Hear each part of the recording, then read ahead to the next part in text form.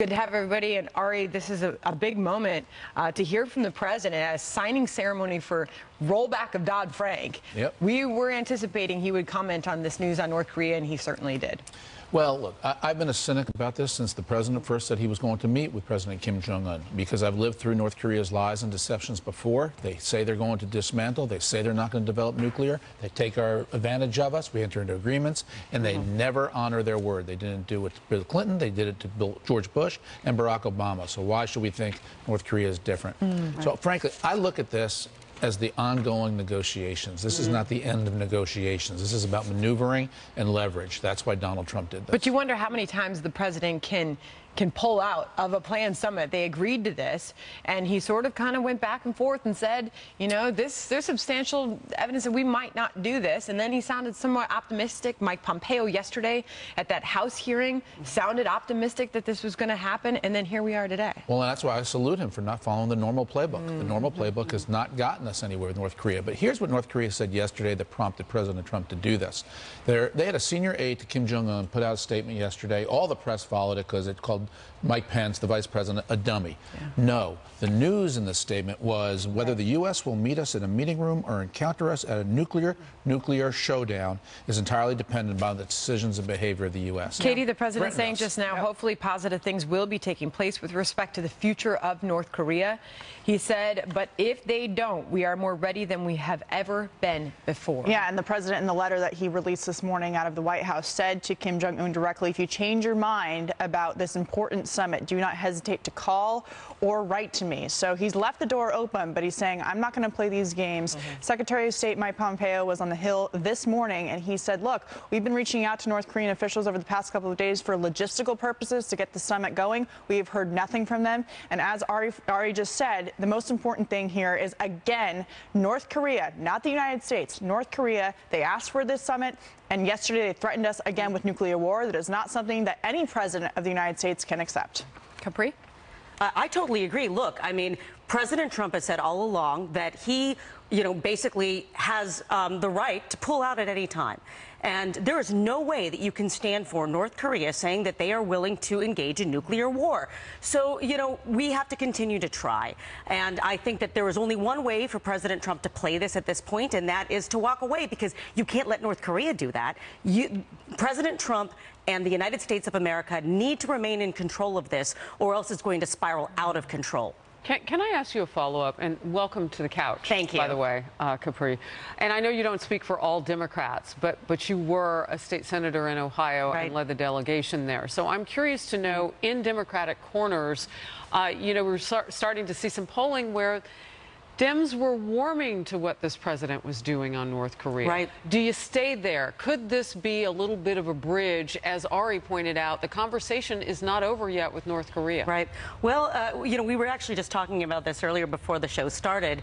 Ari and I, apparently, Nancy Pelosi has come out with a statement that was... Yeah, I have it on my phone. Yes, if you bring it on up. I don't have it on my phone. But essentially, the tenor and tone of it was, I think, pretty childish. She said that Kim Jong-un must be having a giggle fest. Giggle fest. Yeah, okay, ridiculous. Giggle fest, and it's a Valentine. This letter was a Valentine. Now, that's not the way that, you engage in a diplomatic discussion. That's not the way that you show that you're willing to govern and come to the table for a national security issue that impacts everybody, Democrats and Republicans. And this is why we continue to lose as Democrats, because we are not engaging in a constructive manner. Well, and that split in your party, I know she was recently asked about her age, but I want to point out that that's what she points to in her statement. She says, I have almost 25 years in intelligence, longer than anyone who has been in the history of Congress. Never has there ever been something so disrespectful of Congress, of what they are doing today. And of course, she's talking about the DOJ meeting that's coming up, but the whole tone and tenor of this statement that comes out after North Korea is indicative of what you're saying. Well, she described the president's letter as a Valentine. Right. Well, and I would say that the president has actually been more respectful towards Congress, because he has said with the North Korean deal and with the Iranian nuclear agreement falling apart and wanting to put something back together, he wants it to be a treaty and to get Congress involved. He doesn't want it just to be some kind of deal that they decide to do without any of their input. So he is engaged with them. The other thing, too, that we're missing here, and I want to take it back to the president for a second. Yes, the summit has been canceled, but let's not forget forget all of the things that have happened leading up to this point. We did get 3 Americans back. The president thanked Kim Jong-un in a diplomatic fashion in his letter this morning. He's acknowledging that there has been progress, but again reminding Kim Jong-un, we have given you all of these things. We're willing to come to the table. It is worth more to you to make this work out. You have a lot more to lose than we do. You are letting North Korea down. You're letting the world down. And the other part of this, too, is China. I think the president is going to be making some phone calls to his friend in China, the President Xi, to say, look, all these secret meetings that are going on behind our back, we got to talk about what's being said. Right. Well, the president said earlier in the week, quote, I don't like it that Kim Jong-un's behavior changes apparently when he meets or has met 1 or 2 times with the President Xi of China. I don't like it. You know, Ari, I want to ask you, because, you know, you were pointing out that this is part of the deal making. You know, our president, before he was president, has walked away from tables before. It doesn't mean that they won't reconvene. But what message does this send to Kim Jong-un? That Donald Trump is in charge, which is the message Donald Trump always wants to send. Remember, during the campaign, Donald Trump said it was important in foreign policy to be unpredictable. He said one of the reasons we're taking advantage of around the world is because the United States is so predictable. Leaders know what to do to get better deals with us. Well, that's good and that's because we bad, won't though. do things that people don't previously do. So Trump now has changed the rules for how we engage with North Korea. And I don't think there's any giggling going. I think Kim Jong-un is scratching his head saying, how do I get the upper hand over Trump? And he can't get it. You got crumbs, you got giggles from Pelosi. But, you know, as far as the message that this sends North Korea, the message that this sends to China. I was talking to Congressman Pete King earlier today, and he said this sends a really strong message to China that we're not going to do a deal just to do a deal. Right. That's right. I think that's really, I'm sorry. And it also sends a message to China and around the world. 1, don't threaten us. If you threaten us nuclear to nuclear, Trump will react strongly. And 2, Trump is in it for the actual the deal, the end result, not the feel-good publicity. And he also said, the president, during his remarks at the White House, nobody should be anxious. We have to get this right. So he is not willing to take just anything that is thrown on the table. He's not willing to accept certain types of behavior from North Korea that they've been engaged in for 20 years against the United States. And again, they threatened us with nuclear war. So for someone like Nancy Pelosi to say that there's giggling involved when we are talking about potentially millions of people, including people in South Korea who don't have and to our own people. Well, what about all the Americans who are there? Don't even have to. It doesn't have to be nuclear war for the people in South Korea. And Nancy Pelosi is acting like this is a joke by talking about giggling. It's disgusting. Can I just quickly bring this back to China for a second and look at it from a little bit of a different angle?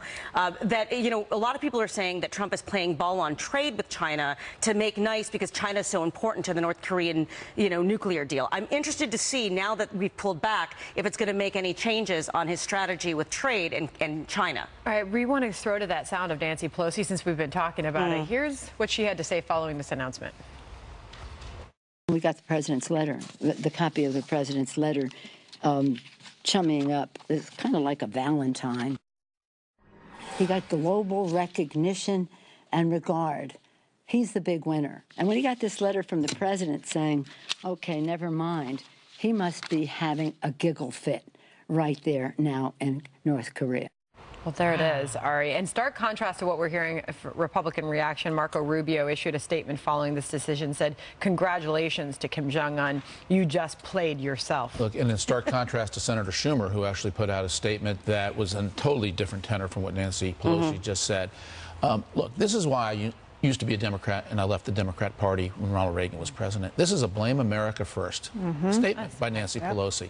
When she has a choice between playing Donald Trump and Kim Jong-un, she picks Donald Trump to blame for no reason other than she's a Democrat and she wants to score points against Donald Trump on an issue where Americans should be unified against Kim Jong-un. And that is so interesting and simplistic. It's so important not to miss. But that's she doesn't exactly pick why. the dictator.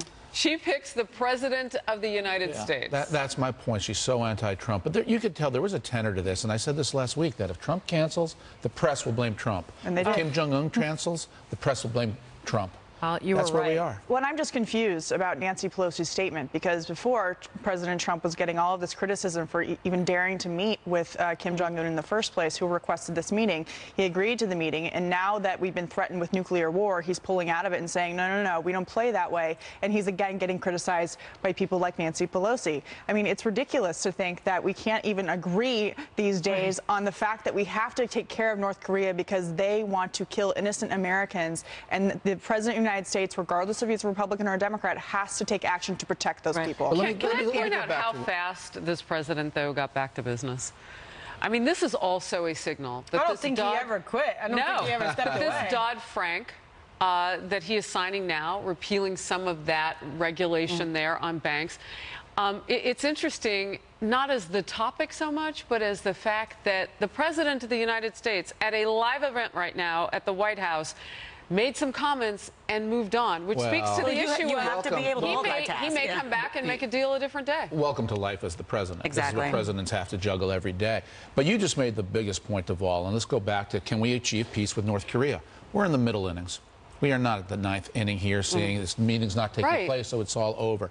We still have a lot of talking to do with North Korea. There will be continued talks with North Korea. There may or may not be another summit. And you may have success with North Korea without ever having to have a summit. We don't know. This is all about the maneuvering, the leverage that presidents But this is going to leave the door wide open, because as the president left the door wide open at the end of that letter, right, he's now signing the rollback of this Dodd-Frank regulation, at least part of it. But as he signed that letter, pulling out of this summit with North Korea, he was very clear in the final words of that. If you'd like to talk, call me, write me. That's right. I mean, he's saying this negotiation continues. And by the way, Sandra, the idea of a summit is not called off altogether. How is that any more of a Valentine? I didn't mean to step in on you, but gosh, my brain just broke.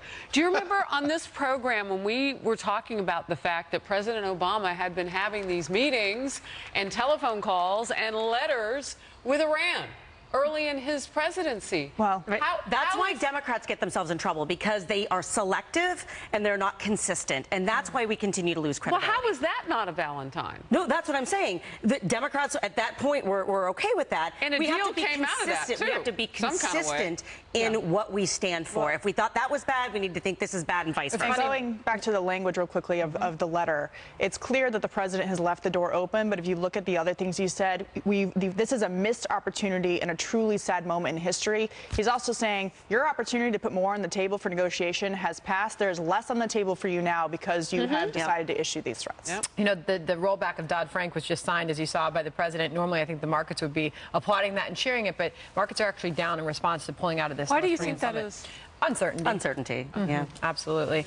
All right, we are monitoring